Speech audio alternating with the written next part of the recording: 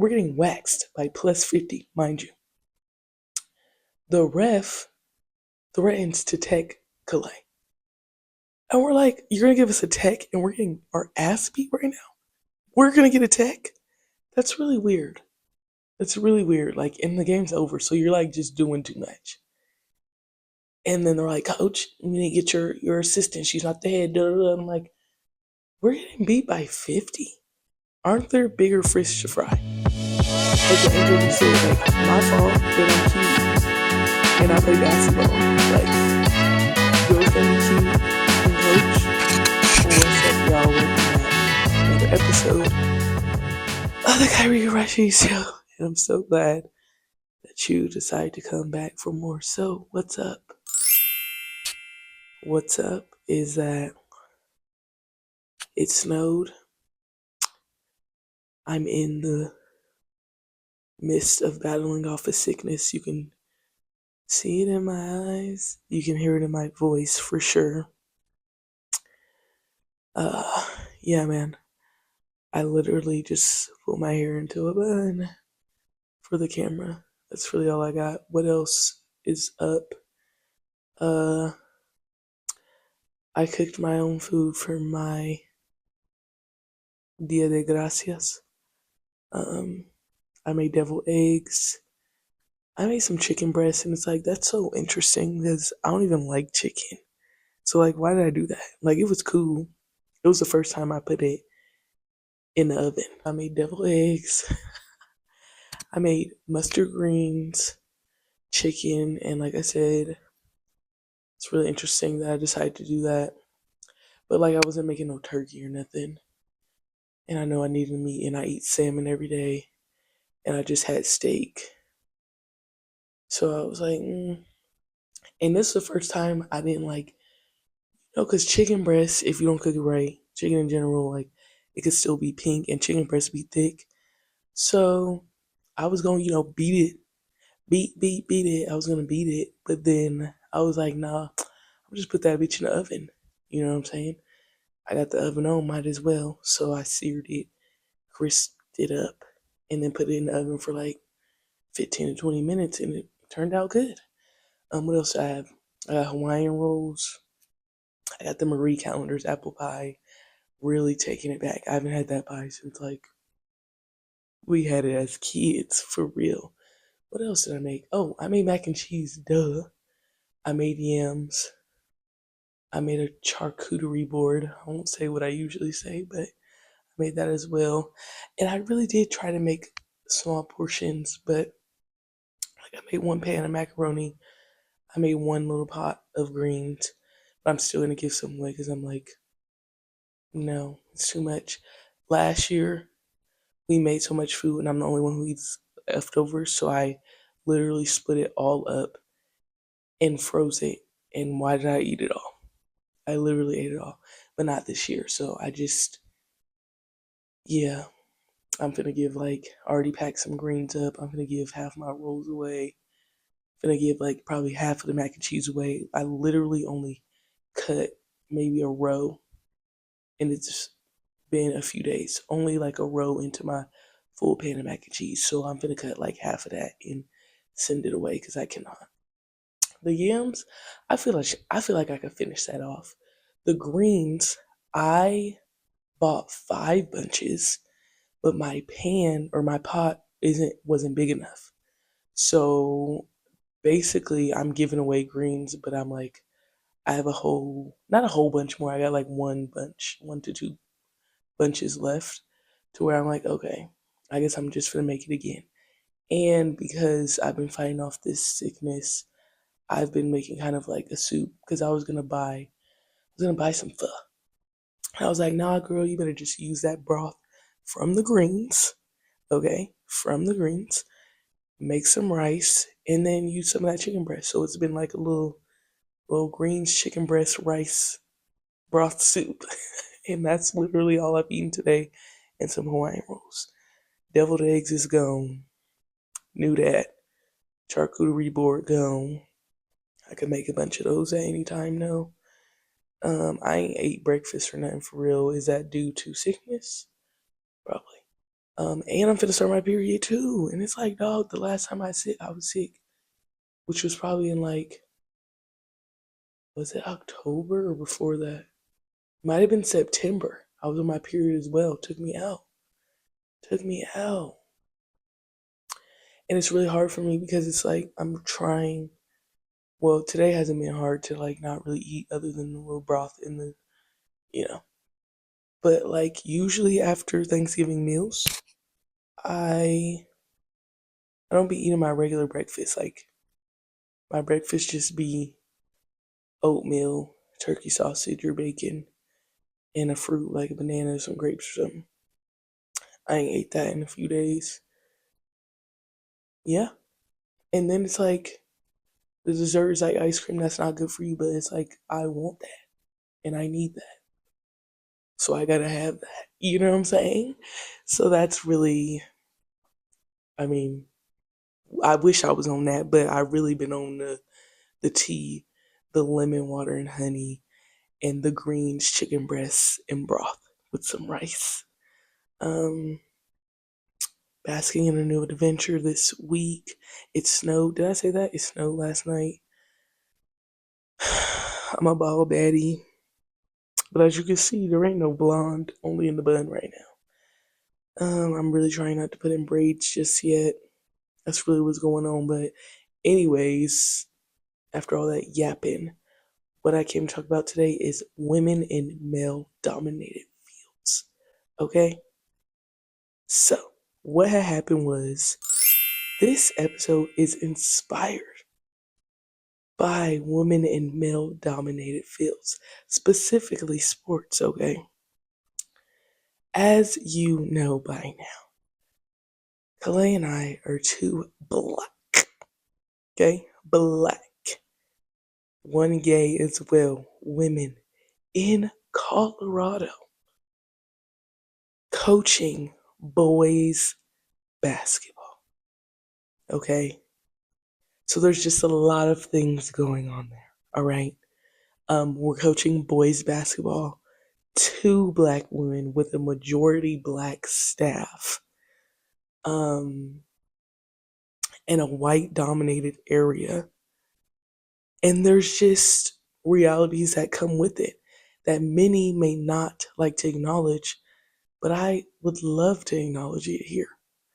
Um, women have, like, people always joke, like, yes, women in STEM, women in male dominated fields, like on Twitter and stuff, but like, no, for real. Even though there's a joke in it, like, it's for real. And it's in the way we have to go about business, in the way we have to present ourselves, in the ways that we have to address issues or, I mean, customer service in general, in the way we coach, all the above, all the above. And I just, I don't even know how to start. So basically this past weekend or 2 weekends ago now, um, my team, we were getting waxed, bro. Like when I say waxed, like plus 50. That's all I can say. Plus 50 waxed, right? And then I don't know, the refs, then they go on us. Like I don't know what they be having going on, but the way their male ego, because yes, it's majority men, very few women I've encountered actually. Um, the male ego is really something, isn't it? It's really something. And the way they puff their chest up at us is insane. Now, Calais, she got a little bit more lip on her. Me, I don't really say too much. I just get to it. And majority of the time, we, or let me speak for myself. I, now I can say we be talking to our kids, right? Now, Calais got background in refing and all that stuff, so she kind of be Chris Paul in it. Now, if you get it, you get it, and if you don't, you don't. When it comes to the ref, she be doing the Chris Paul stuff, okay? And they get irritated because they don't know. what's going on and she actually know what's going on. Me, I've never liked to engage or even acknowledge the existence of a ref. You know what I'm saying? Like, I never wanted to kiki or anything. And like, even in college or even in high school, like, if you were the captain or something and you had to go do the whole little thing with the refs, I really dislike that. Like, I don't want to talk to them because I know for a fact you're about to make me mad. You're about to make me mad. And I'm never outwardly and, doing too much about it, but it's like, I don't even got nothing to say. So when you are coming at me, trying to take me up, and I don't even be talking, that's strange. So we're getting waxed by plus 50, mind you. The ref threatens to tech Calais. And we're like, you're gonna give us a tech and we're getting our ass beat right now? We're gonna get a tech? That's really weird. That's really weird. Like, and the game's over, so you're like just doing too much. And then they're like, Coach, you need to get your assistant. She's not the head. Da, da, da. I'm like, we're getting beat by 50. Aren't there bigger fish to fry? Another time, I'm standing on the court, but coaches do be standing on the court. This is, mind you, this is AAU basketball, club basketball, right? I'm standing on the court, so is the other coach. Mind you, majority of the time, the other coaches are men, white men coaches. I'm standing on the court, so is the other coach. Every time he keeps coming up to me. And uh, before I just have to say this. They think I'm attractive. Okay. So their hand placement or the way they try to talk to me, um, sometimes, or not even sometimes, majority of the time, like try to flirt with me is like really insane. Even in them trying to, put me in my place, if you will. I'm sitting on the court, but I'm turned up with my kids. And he's like, Coach, puts his hand on my lower waist, mind you. And I step away because I'm like, you know what I'm saying? You don't have to touch me, actually. And I don't even like being touched. So, like, you don't have to touch me. And, I know there's sometimes they do that with, no, they don't, with me, it'd be weird. He's like, Coach, I love your energy. I love how much you're investing in your kids, but I'm going to need you to not stand on the court. And I just look at him. I'm like, okay. He's standing on the court, like right now. He's like, I know, Coach, but Coach? You know? Didn't say one thing to this man. Then he's running to the opposite end. He's worried about me being on the court on the opposite end of the floor. They're on the far side. Mind you, the coach standing on his strong side is on the court as well. Doesn't say anything to him. Doesn't say anything. Then, when we have preguntas, sorry, something's on my eye. When we have preguntas about calls, because they do bullshit calls, let's just get that out. Just a bunch of bullshit calls, right?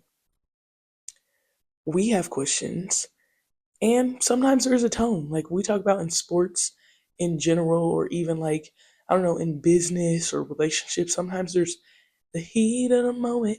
There's the heat of the moment. You know what I'm saying? And in the game, sometimes there's no time for us to be like, oh, excuse me, sir. Like, can you explain to me why? No, like, why did you call that? That don't make no sense. We like to get straight to it. Like, everybody gets that. You know what I'm saying? But the male ego is stepping in and their feelings are getting hurt. So then they just disregard us and then tell us we got to sit down for the rest of the game and that we got teched. Like, one time we got teched with no warning. With no warning. And it was the beginning of the game. So then for the whole game, we had to sit down. I'm like, what? This is just weird. It's just really weird. And it's like a lot of weird stuff seems to happen to us. And I don't know how to get rid of that.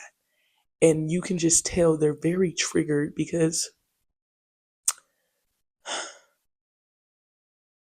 I don't know. I don't want to say I don't know because that's not true. But it's just like we're two black women in Colorado coaching boys.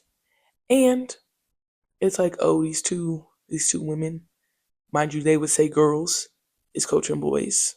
Interesting. Like one of the refs tried to start talking to us at the beginning of the game because me and Calais were matching. He's like, oh, I see y'all coaches like matching. That's really cool. And da, da, da.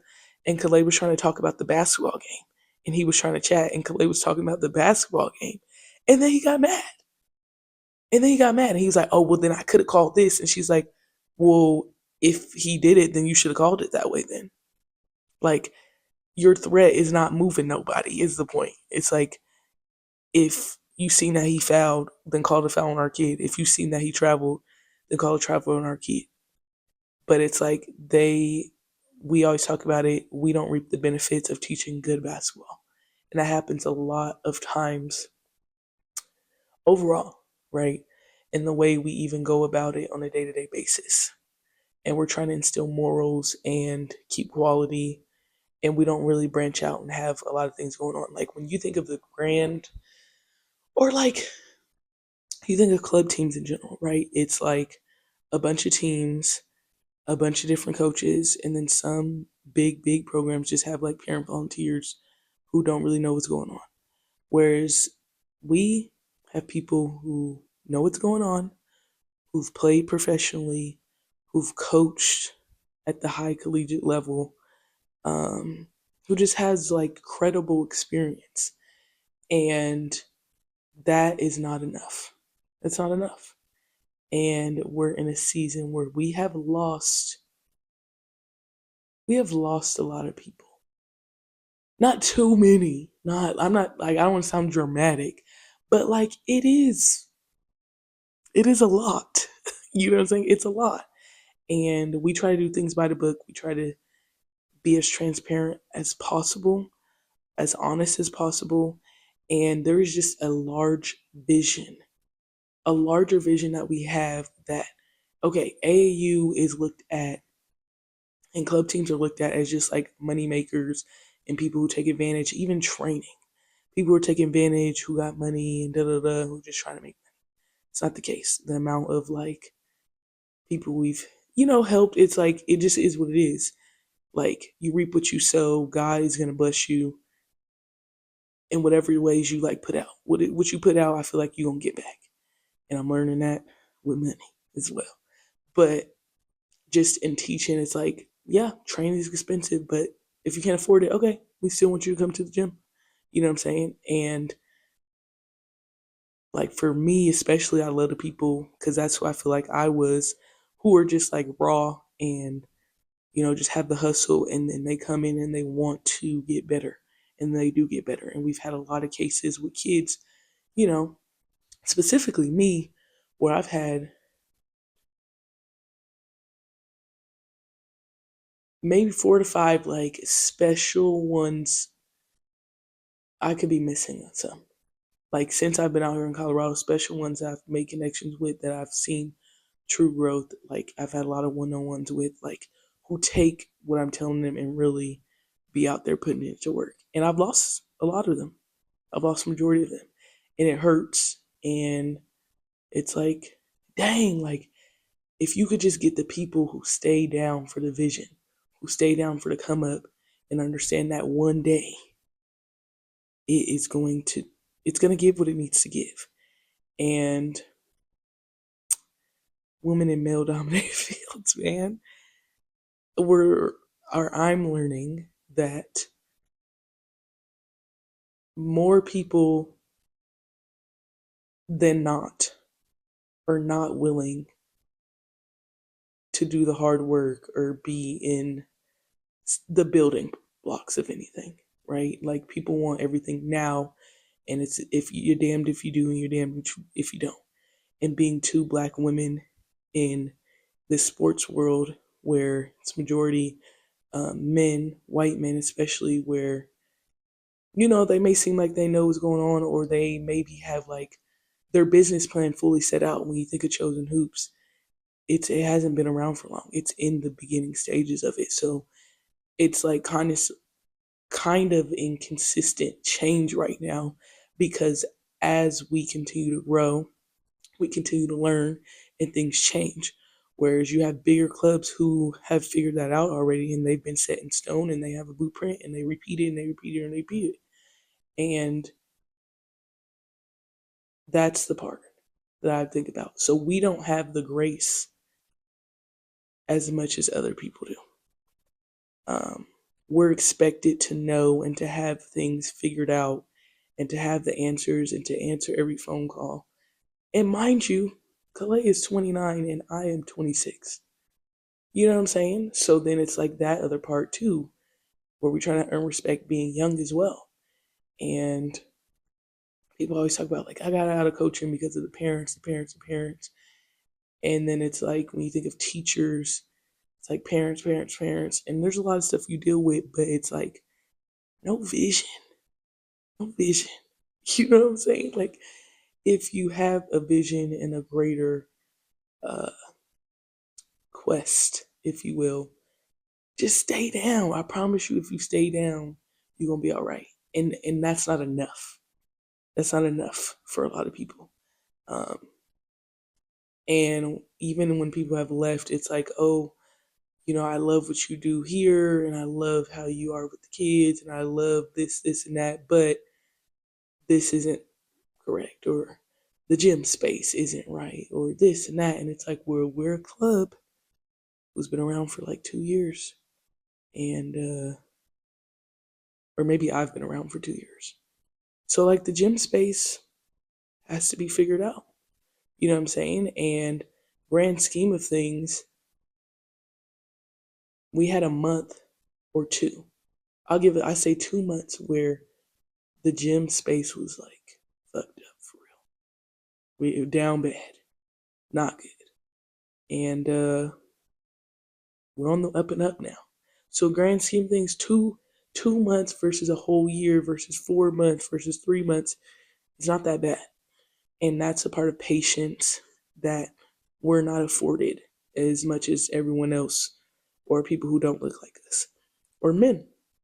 And I just think about that on a daily, and I stay talking about, you know, how the refs, especially, or even other male coaches, right? And it's like,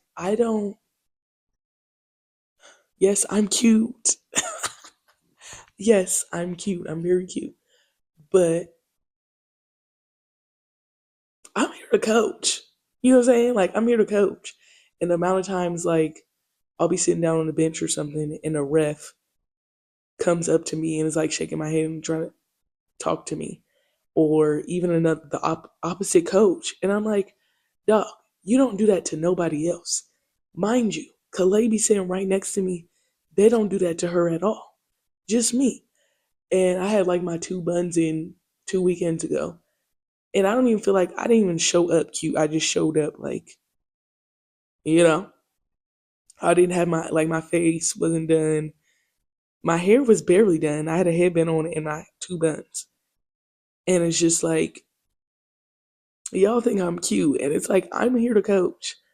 And I just feel like they don't be taking this serious until they see the product we put on the floor, or taking me seriously. I don't know. It's like what Angel Reese said, like, my fault that I'm cute and I play basketball. Like, girls can't be cute and coach. You know what I'm saying? Like, you can't be cute, and it's like, come on, guys. Like act accordingly. Act like it's 2025. It's really weird. So it's just like, we go out here on these, I was gonna say campuses, in these playing fields, and a lot of times we're the only two women in there.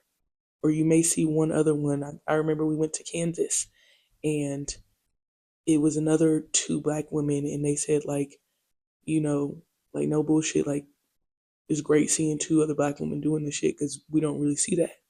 And I was like, wow, that is beautiful. That is beautiful. Retweet.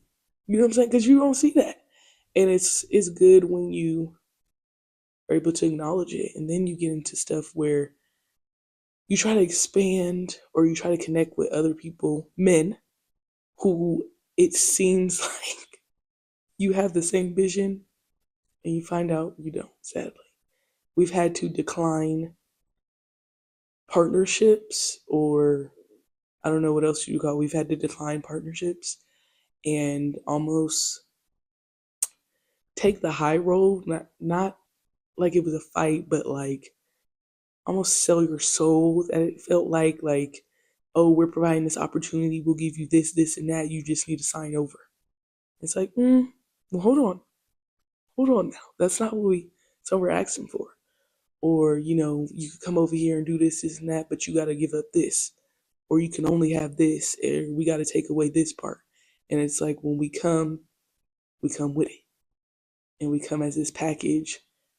And we have been kind of steadfast, kind of strong headed in our approach thus far with all the denials or, drop offs and having to choose us first and like missing out on money and stuff. Like, I'm proud of that actually.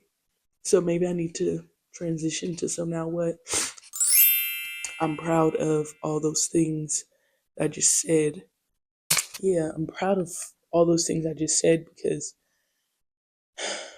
it's just the faith in God, honestly. And during those times, was I stressed a little bit? Was I worried a little bit?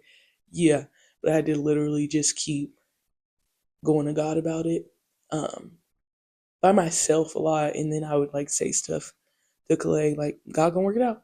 You know what I'm saying? And or we just talked about, because we kind of reached a bit of a breakthrough, but then with some breakthrough, there's also some hardships. And I just said she was talking about like, guys, did I seem stressed these past months? And we were like, yeah. And she was like, oh my god, really? Why? It's like, dog, it's stressful. It's stressful trying to figure out a gym space.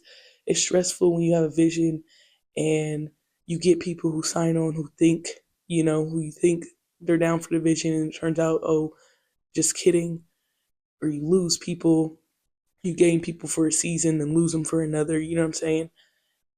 So it's stressful. It's stressful. And then, you're always thinking about money. Money is probably one of the biggest stressors ever. And I'm proud of how grounded I've been in this season, in this approach of, you know, in this career field, I guess. It's like, could have tweaked out, could have lashed out about anything, but like every single thing, I feel like I just prayed through it. Like when we had our first camp, I was nervous. I was like, oh my God, like, is we gonna have people show up? Even we just had our second camp. I didn't forgot to mention that. We just had our second camp. Um, Stressful about that. I'm like, are people gonna show up? Mind you, the people we around sign up last minute anyways. Like you think you would know better by this point. But no, we don't know better. We'd be like, oh my God, oh my God. And then last minute, that last week, last few days, we get a bunch of people to sign up. And it's like, okay, okay. So like, and then when I think about the stress and I'm like, grand scheme of things, you're doing all right, kid. You're doing all right. You're doing good. And you look good while doing good. And yeah, through losing kids and parents and stuff and then gaining new ones, it's like, okay, at the end of the day,